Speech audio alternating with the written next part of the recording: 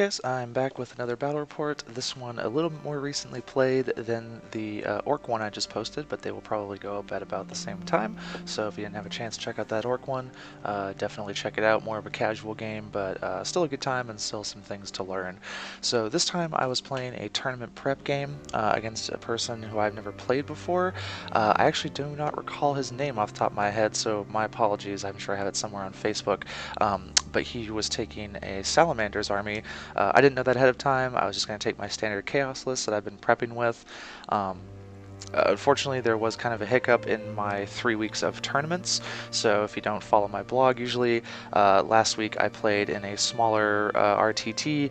This week was supposed to be a more mid-size event that I had to travel a couple hours for, and then this coming week, as of time of posting, is a very large GT with like 40 people that's going to be taking place in the store that I frequent the most. So I was hoping to like use those to kind of ramp up to the GT, where I hope to get, you know, top 8. That would be respectable for me, but unfortunately I wasn't able to attend the middle tournament because just the time requirements for the travel did not end up working with what I had planned that weekend, all that kind of stuff. So decided to just get in a practice game instead, which is not as good as tournament practice, but you know, it's also better than nothing. So we played ITC mission number 6, which is, in my opinion, one of the bad ones. Basically, you and your opponent each take an objective, put it somewhere in your deployment zone, more than 9 inches away from a table edge, and then the bonus objective for it is if you control both of those objectives, you get an extra point.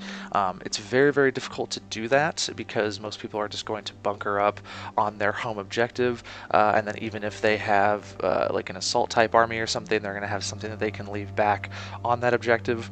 And then it's difficult to get through, you know, an assault type army without fighting it, unless you have access to a lot of flying or something like that. So just one of the missions that needs some definitely some tweaking. I do not like missions with very few objectives. Also, this mission rewards gun lines because you can bunker up on your objective and always score the end of turn point for holding an objective, and deny your opponent the end of round point for holding multiple objectives. That was kind of, as what I saw at least, as one of the intentions in the ITC mission packet, which was to punish people that are playing very static, uninteractive gunline armies, which I fully agree with because I think they're bad for the game and I think they're boring to play against. But this mission is the best one that you can possibly get if you're playing one of those armies, because your opponent is not going to be able to amass a scenario lead on you, and that is how gunlines end up losing the majority of their games. But that's what we were playing. We also did the table quarters deployment. The name of it escapes me, but it's the one with the 9-inch no man land in the center, and then you just have like a full quarter to deploy in mostly. That's also a pretty good deployment for gun lines. It kind of forces you to bunch up so that you can keep all of your you know, your auras and whatnot around, which most gunline armies have. And then it also kind of forces your opponent to cross a longer distance, oftentimes, to get to you. And then they can also trip over their own feet while doing so, because you can you don't have to spread out so much. You're kind of forced into a tighter area, and that means that, you know, if they're having, like, if they're playing orcs or tyranids, for example, they might not be able to bring their numbers to bear as effectively. So definitely a good ITC mission for gun lines paired with a good deployment for gun lines. So we'll start off with my list here. I'm playing my usual Chaos Space Marine list. If you've been following my blog, this should be no big new thing to you. It is majority Black Legion. I have Abaddon as my warlord. He's accompanied by a sorcerer with a jump pack, which I see I've misspelled sorcerer now, so I'll be sure to fix that after this. The sorcerer has a Force Axe, the Eye of Night, Mark of Tzeentch, and then he rolls with Warp Time and Death Hex, but can swap to other things if he needs to. I have 3 maxed out Cultist bricks with Marco Slanesh, 4 units of Obliterators with Marco Slanesh, 8 Malefic Lords, all with Warp Flux and Creeping Terror, since the other psychic power does literally nothing for my list. And then I have 3 units of Horrors, all with 9 Brims, 2 with 2 blues, and 1 with 1 blue. Those are usually my objective holders. They can kind of daisy chain to hold objectives very effectively, while the blue horror still kind of reaches out and can try, you know, a 33% chance at a mortal wound or something, but they can also just hide if they need to because they're very small. Even tables without very good terrain, you can hide the brimstone horrors on just because they're so short, which is awesome. And then they're so cheap that you don't really feel bad about leaving them behind as a scenario or as objective holders. They're also very good if you take recon as one of your secondaries in the ITC missions, because they're very good at kind of spreading out into the other table quarters. When you combine that with the fact that I have a good deep strike presence, it's usually pretty easy for me to score recon, especially as the game progresses. Yep, that's pretty much the crux of the list. Just a very hard psychic army with also a lot of obliterators to help remove tanks and things like that, and then a lot of cultists to remove chaff and keep all the characters around. And then, like I said, most of it is Black Legion, so that the cultists can advance and still shoot their guns, hitting on 5s, but they get to reroll everything but 4s because of Abaddon. Very important for the army because you want the Malefic Lords to be in range from the word go, and that usually means that they need an advance to, reach things, especially if your opponent deploys a little bit back and you go first or something like that. So being able to still, move the cultists as far as I need them to and get some offense out of them is actually extremely powerful. We'll move on over to my opponent's list. He was playing Salamanders army, like I mentioned. Bit of everything in this list, so we'll take it from the top. He has a captain with a mastercrafted bolt gun.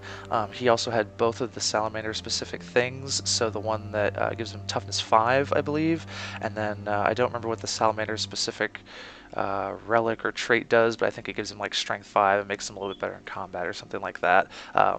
He did not get into combat during the game, so I don't exactly recall. He has a lieutenant with a mastercrafted bolt gun, a Primaris librarian with a force sword, a tech marine with a combi plasma gun. He's also rocking an apothecary, 2 venerable dreadnoughts with missile launchers and las cannons, a 5-man unit of scouts with bolters, 2 5-man tactical marine squads with plasma guns, and a sergeant with a combi plasma. Those both go into 1 drop pod. He has 10 intercessors, a land speeder with 2 multi-meltas, and 2 units of 10 devastators with 2 las cans and 2 missile launchers each, as well as a whirlwind with vengeance missiles. So kind of an eclectic all over the place list. Mostly a gun line, with the devastators and the whirlwind and the dreadnoughts and all that kind of stuff, but definitely some things that can run interference, and the scouts and the land speeder. Also has the drop pod for guys maybe coming down in your backfield or something like that, so I definitely need to be aware of that. And then kind of a bulky unit to stand on the front with the intercessors. So, and then along with the typical buffing package that most armies will bring. So we'll get started with the pictures here. This is just some of the pictures of my army. The model on the right is what I use as Abaddon. All the obliterators are green stuffed using just random heavy weapon bits I had from older Terminators. They still need to be stripped and repainted. And then you can see all my horrors. My army is all Skaven converted. Well, it will be. Some of the Terminators need to be changed, but everything else is. So all the models with the banners are what I use as Malefic Lords, because I'm pretty sure they're going to get nerfed here in a month, and I didn't feel like buying models specifically for them, so I just got stuff that I could use as cultists when the nerf inevitably falls. And then in the back there I also have my my sorcerer. I need to get some wings for him, but otherwise he's good to go as well. And then this is the bulk of my cultists. I have been doing some painting this week, so I got 2/3 of them done in a pretty simple scheme. Still waiting on their guns to come in from a third-party seller, but they're pretty much done as well. And then I use the Warlock Engineer as the champion. So the model with the pistol and the sword spear thing is the champion for them. I just thought he looked kind of 40k'd out, and he looks pretty cool, so why not use him? This is my opponent's army, so you can see the drop pod and all the kind of stuff he's running in there. Not everything he has was WYSIWYG, perfectly fine with me. Obviously, I'm trying to get my army up to being WYSIWYG. Mostly the dreadnoughts, one is not actually venerable, and then they don't have all the right arms, but not really a big problem. So this is, and then this is the other part. I got these pictures when we were already starting to deploy. So again, see a whirlwind here, no turret just right now, but the other dreadnought has the right arms. So mostly everything's good on both of our parts. So this is our this is after deployment was finished. As you can see, I have most of my cultists kind of as close as I can, ready to go up the middle. Not a ton of targets for them. Playing against Marines is generally their worst matchup because Marines don't often run anything that las guns are particularly good against, but they can definitely, you know, snipe out a couple guys here and there. Winning on 5s against a 2+ save, because Marines pretty much always have cover, is not the best, but they also, you know, protect my characters, absorb firepower, and I can recycle them and stuff, so they definitely still have a place. I have a unit of each of horrors on the flanks there, ready to move into the other table edges.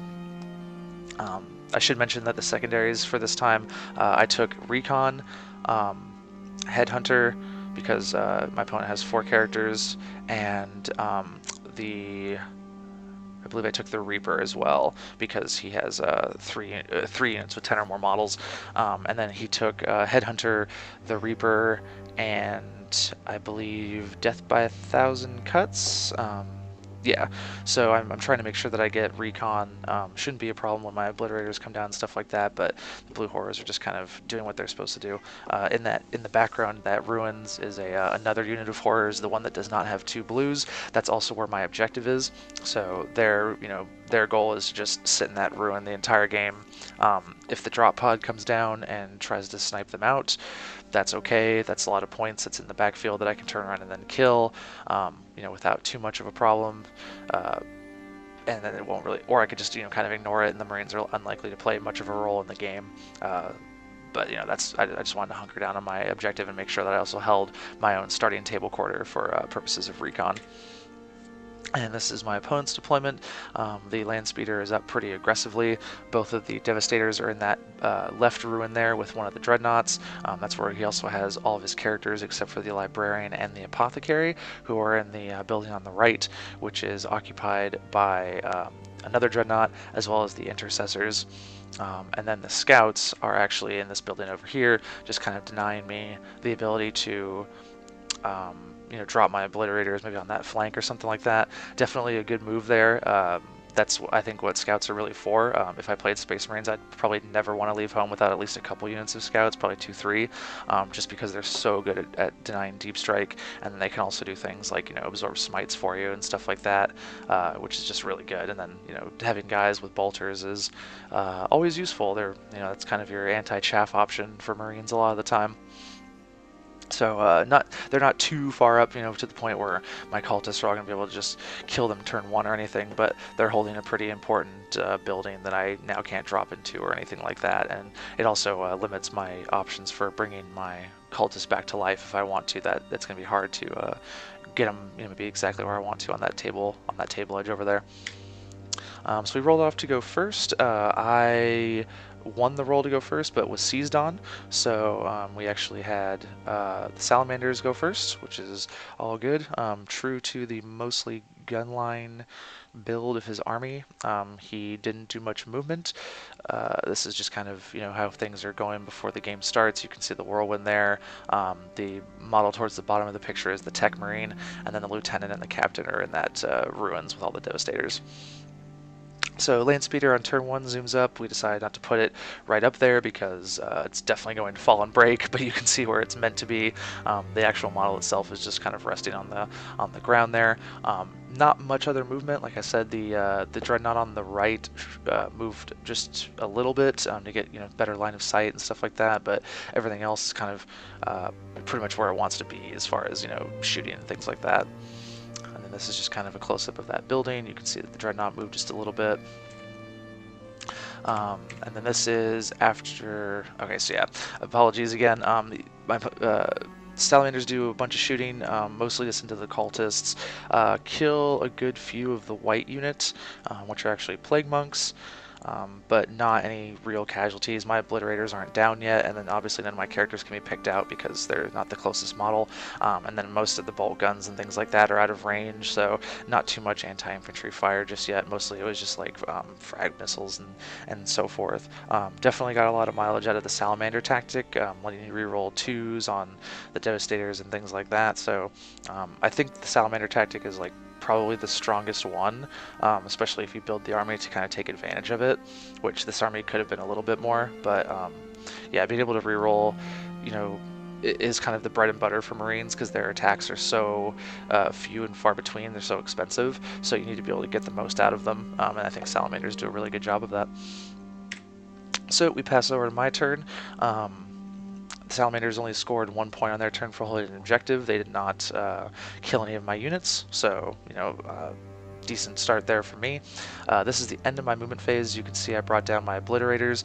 Only one unit of them was in range of Abaddon. I did kind of a poor job of positioning Abaddon this time around, which is something that I've been struggling with as I've been playing this army. Probably the biggest mistake I make most games is not giving enough space around Abaddon to get my obliterators at least a toe into his 6-inch aura for rerolls, which is extremely important for them because they have to do a lot of work when they first come down. So I kind of messed that up again, so instead I just decided to put them into cover, the ones that couldn't be close enough to him, because there's quite a few guns that the Salamanders have access to, like crack missiles and things like that, which I can get a better save than my 5+ invulnerable if I just, get into cover and things. So that's definitely worth doing. Part of the resilience of obliterators is they have really good saves. Mostly just kind of surging towards the middle. My pink unit of rats is going, more left. My white unit of rats is going more right, and the brown ones are kind of going up the center. Just want to make sure that I get up to speed enough to get the Malefic Lords they need to be. As you can see, they're starting to climb those crates and stuff, which we decided to play as ruins, which is good for me because then it means most of my army can just walk through them, as well as going on top of them and stuff, which I use to good effect during my movement phase. So I'm just trying to, get all the shots off that I can. I also run the horrors into the various table quarters, so I'm going to have recon this turn because I have my own table quarter, obviously, and then the obliterators net me my opponent's table quarter just by a little bit. So recon's pretty permissive as far as you only have to like toe in with one model to be able to get to it, and my list is pretty good at doing that, like I said. This is kind of just a shot of my backfield. Like I said, the Salamanders do have a drop pod that did not come in on turn 1, which I think is the correct play because there wasn't really that much for them to do just yet, but it is forcing me to kind of spread out, so I want to make sure that I'm trying to deny my characters getting sniped out or anything like that. You can see I have 2 rings there, one with horrors, one with cultists, just to make sure that one of them can't be punched through or anything like that, because if an army really wants to, it can kill the horrors and then get through to Abaddon or something, and then that could be a big problem. So I always try to do 2 rings.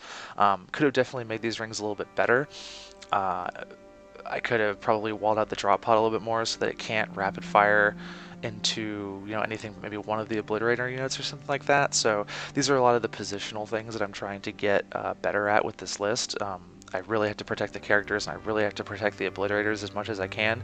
So even doing small things like making sure my opponent can't get within 12 inches of the obliterators to double tap them with even bolters is actually a really big deal, and something that I need to get better at. A lot of the position I was forced into this game is because I built this table, and I built it correctly in my opinion, with good line of sight blocking pieces in the center that are kind of disrupting my ability to just land and get flat angles on the salamander stuff that I want to shoot, which is mostly like the dreadnoughts and some other things. So that's kind of making it so that I have to put the obliterators maybe out a little bit more in the open, or they can't be close to Abaddon, things like that. So that's just a really big effect that terrain can have on your game, and definitely should have on your game. So this is after my shooting and psychic phases. Pretty brutal as probably expected. The Malefic Lords managed to kill the land speeder with their smites. Not that big of a surprise there because land spears are not super durable. Also, the land spear did not have that much to do this game. I mean, it could have zoomed in and probably gotten around some of the rings I had set up to try some multi-melta shots on my characters, but I was definitely aware of that, so I was going to make sure I put enough smites into it and enough shots into it. I actually left it with 1 wound after smites and warp fluxes, but then finished it off with the las guns from the cultist because it's only toughness 5, so wounding it on 5s, it was just going to drop from that no matter what, because I had enough shots to put into it. The rest of my smites go into the building here, and as do several of the obliterators. So 2 obliterator units, or one obliterator unit and some smites were able to wipe out the dreadnought, which did not explode, and then the 2 2 other units of obliterators and some other smites, wiped out all of the intercessors. So that was definitely one of the units I wanted to take care of, because they all have, bolters that are going to be in double tap range, which is going to side through my cultists pretty quickly. Obviously, I'd love to get rid of the missile launchers and stuff like that too on the devastators, but got to kind of start, one thing at a time. So I was getting rid of them was able to be, a pretty big win for me, and it's also opening up more of the board for me so that I can, do more things with tied up traders and things like that if I want to. I also managed to kill some of the Devastators from the front unit with my last unit of Obliterators. I could have thrown them into the Dreadnought, but because the Dreadnought does not degrade, it was the profile I rolled was not going to kill him. It was only like, I think 2 damage a shot, or maybe even 1 damage a shot.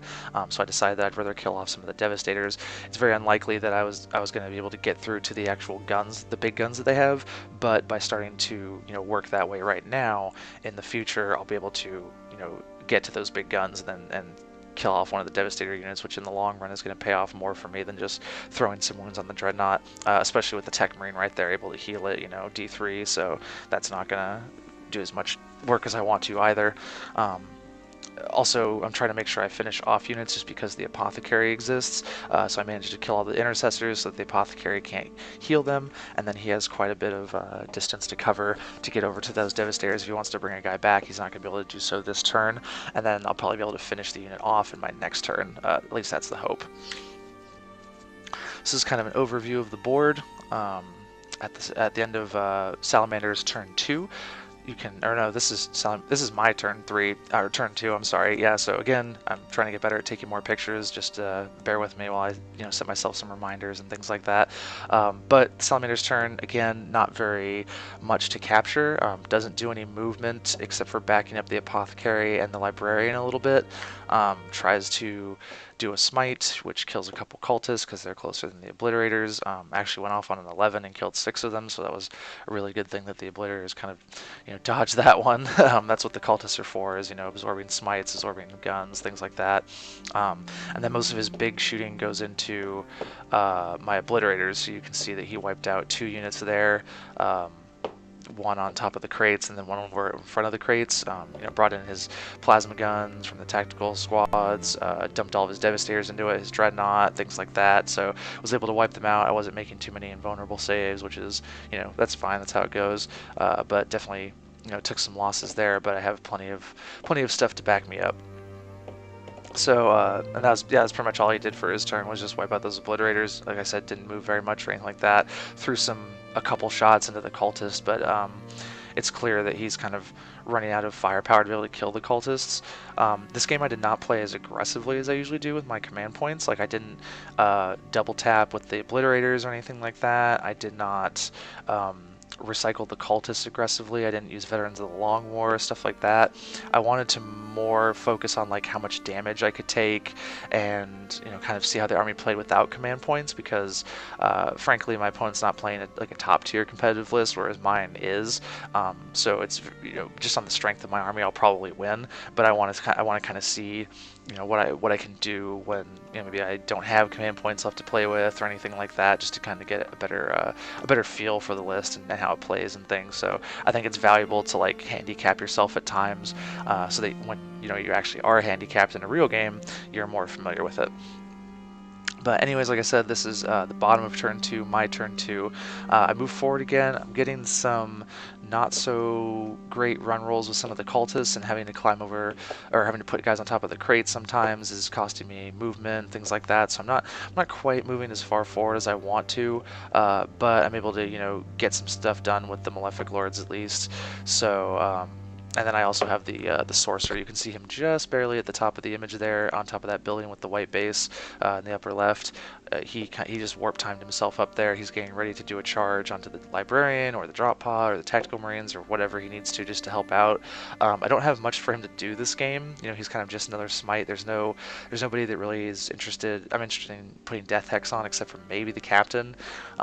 And then I don't really have a big need to use warp time or anything like that to tie up any like super crucial shooting units the way I would against like maybe AdMech or Guard or something. So I'm kind of just like throwing him to the wind and trying to get some stuff done with him in combat and things like that. I did manage to kill The one tactical squad with smites, so there's only the 5-man squad left, not the two 5-man squads. And then I also dropped the librarian with my obliterator shooting, so no more deny the witch or anything like that I have to worry about, which is good. Um, so now the drop pod remains and the apothecary remains, so the sorcerer kind of has his eyes on the apothecary. This is my horrors continuing to just move forward. They're trying to challenge the scouts for control of that building. I continually try to smite them, but it's not working. You know, it's only 33% chance on them, so it's not that big of a deal. But I'm at least, you know, giving them something to look at, and you know, gonna try to go maybe tie them up or something, because the scouts are not going to be able to fight through the brimstone horrors. You know, they're only going to have like 6 attacks with the sergeant. You know, hitting on 3s, so that's 4 hits, wounding on 3s, so that's like, you know, 2.5, something like that, and then I have a 4+ invo, so it'll just take them the rest of the game to get through that unit, and I can at least silence those bolters from, you know, being able to shoot into my cultists anymore or anything like that. This is, I also killed some of the Devastators in the building with my other Obliterators, so it's just down to the Sergeant with his Combi Plasma and 1 Las Cannon. So, like I said on the previous turn, putting the wounds into that Devastator unit on turn 1 instead of the Dreadnought allowed me to like finish it off more on turn 2, so that it helps me get some more big guns off the table. And then this is the combat, the sorcerer charge, both the drop pod and the apothecary. Kind of whiffed all around, so only did 1 wound to the apothecary, which he's just going to heal up himself. Luckily I did not take any wounds back, so kind of just, you know, keeping the drop pod from shooting and keeping my sorcerer safe, since the drop pod cannot retreat from combat. But I can with the sorcerer, and you know, still smite things, still shoot stuff with his combi plasma, all kinds of cool stuff like that. So you know, that's just a little thing I'm doing with the sorcerer to try to get some mileage out of him. This is Salamander's turn 3, so I've lost some more Obliterators here from shooting. Again, there's really no movement to show. All that happened was the Apothecary fell back from combat, tried to run towards, you know, the middle where the Devastators are and things like that, to maybe help get some of them up if he can, or, you know, at least just get out of harm's way. But yeah, he's mostly just, my opponent's mostly still just dumping fire into the Obliterators, I'm sorry, and is wearing them down for sure. I've lost 2 from that top unit. The other unit is still healthy, losing some more cultists here and there, but the amount of anti-infantry firepower that he has is really starting to wear down. And then a pretty key mistake that the Salamanders were making with the Devastators was not moving the bolter guys forward, you know, just kind of daisy chaining them to at least use some of the bolt guns to put into the cultists. They've just been standing there literally acting as wounds when there could have been some work done with them. And that's something I see a lot of people that run big Devastator squads do, is they just treat the extra guys like they're just wounds, when, you know, they're still models that have guns and stuff. So, you know, don't be afraid to move them a little bit forward, you know, daisy chain to keep coherency and stuff. And use those bolt guns, you know, and to keep you know, you get more mileage out of your army, especially if you're running a gun line. This is the combat with the drop pod. The sorcerer's obviously behind. He put a couple wounds into the drop pod on some good dice, so that was cool. You know, I have to destroy the drop pod at some point because, you know, it's going to be in the way for smite and things like that, so I might as well do some damage to it now. And then this is bottom of turn 3, so as you can see here, my cultist units are pretty low on models for all of them.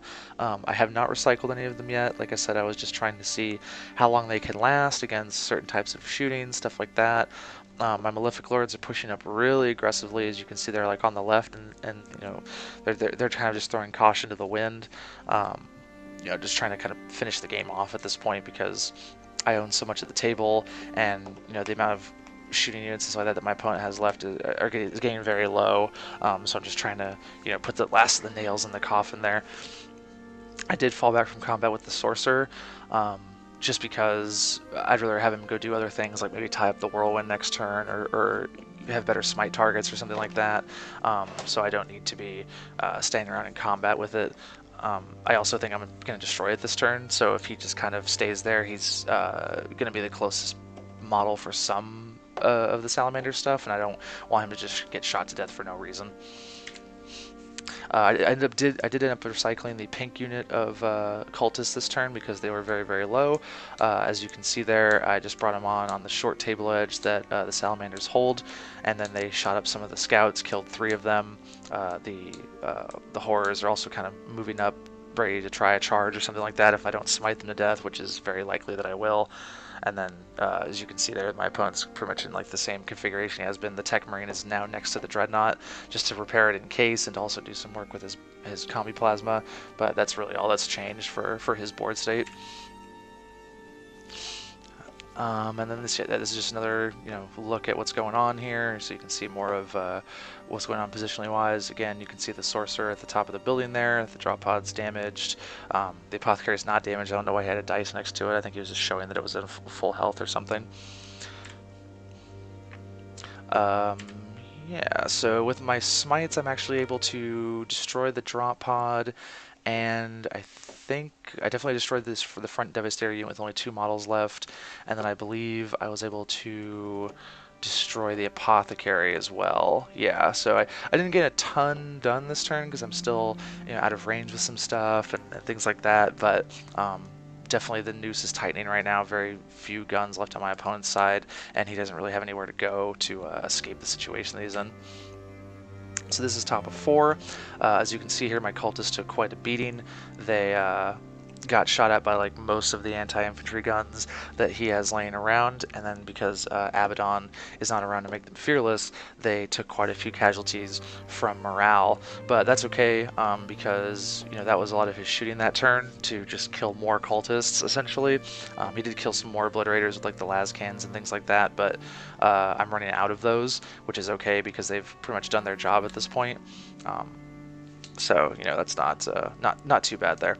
And then the Tech Marine is also retreated into the ruins. I did manage to put a couple wounds on him with the cultists in that previous turn, so he's just trying to make sure he's not the closest to me, and would much rather have the las guns go at the Dreadnought. And this is just showing that I only have 2 obliterators left. All the rest of them have been killed off. They absorb quite a lot of firepower.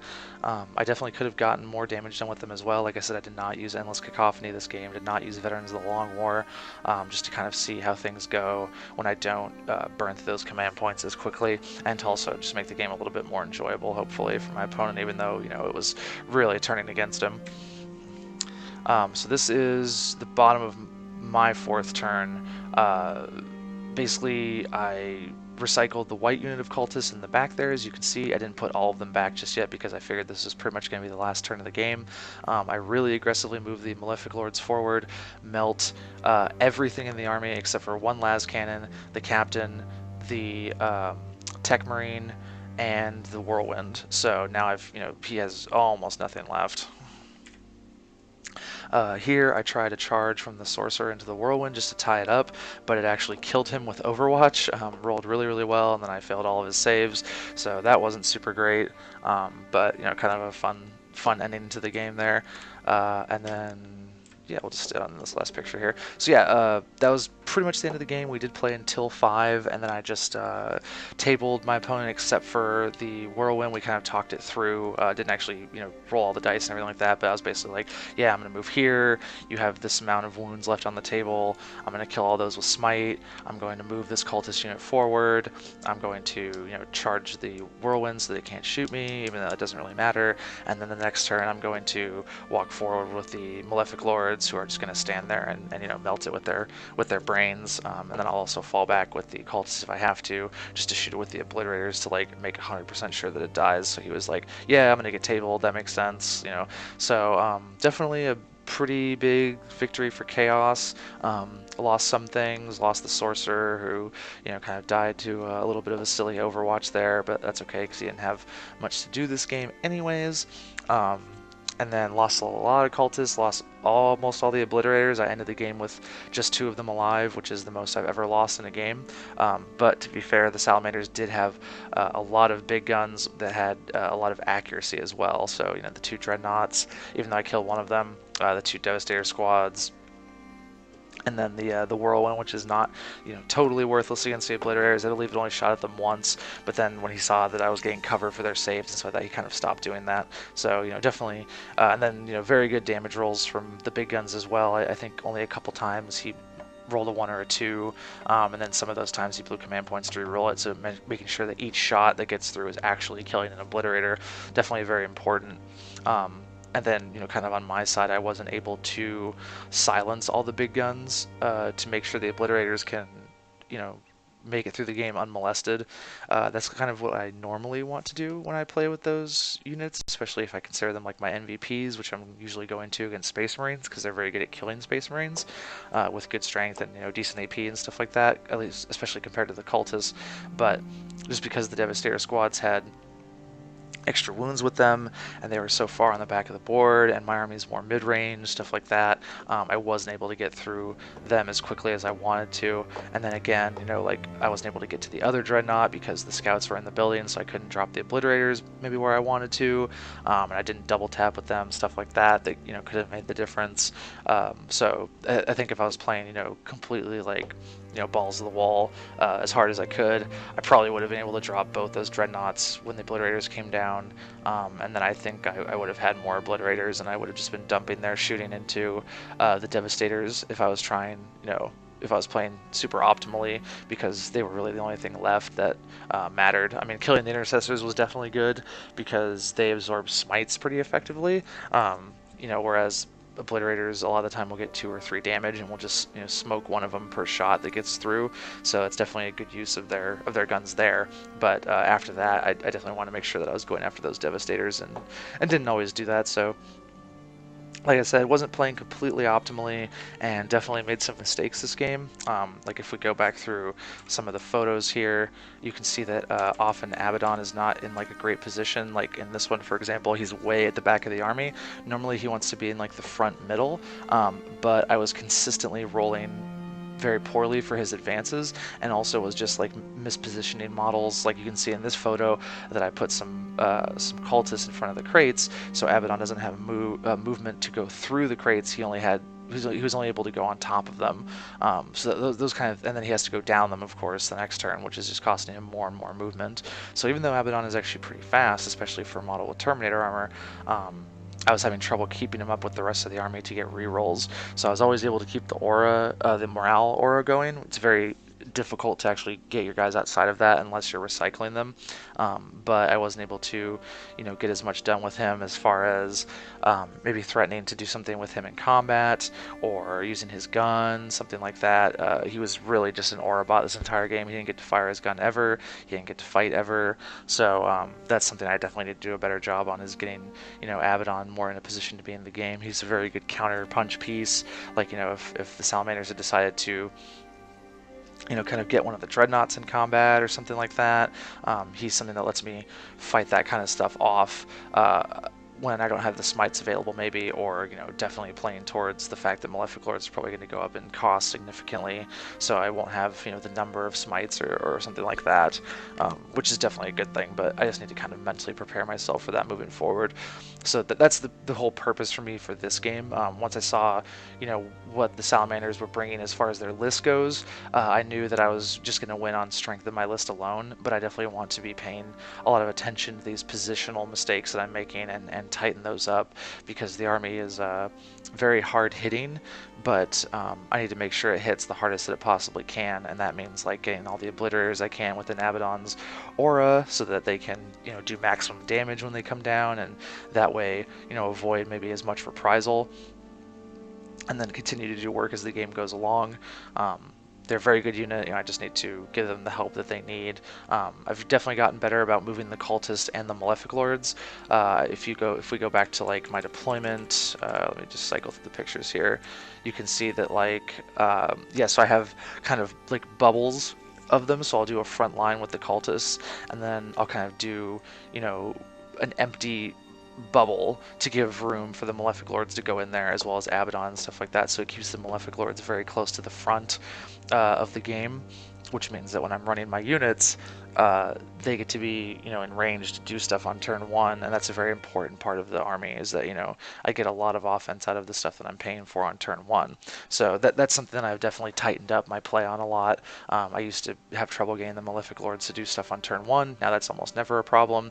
But the next step is definitely augmenting my deployment and my Abaddon positioning to make sure that I can, tow in 6 inches for one of the obliterators from, if not every unit, then hopefully at least like 3 of them, to make sure that they're really accurate. Because when they're hitting on 3s, we're rolling 1s and 2s, and then they have a good profile and stuff like that. They're devastating to vehicles and monsters and things.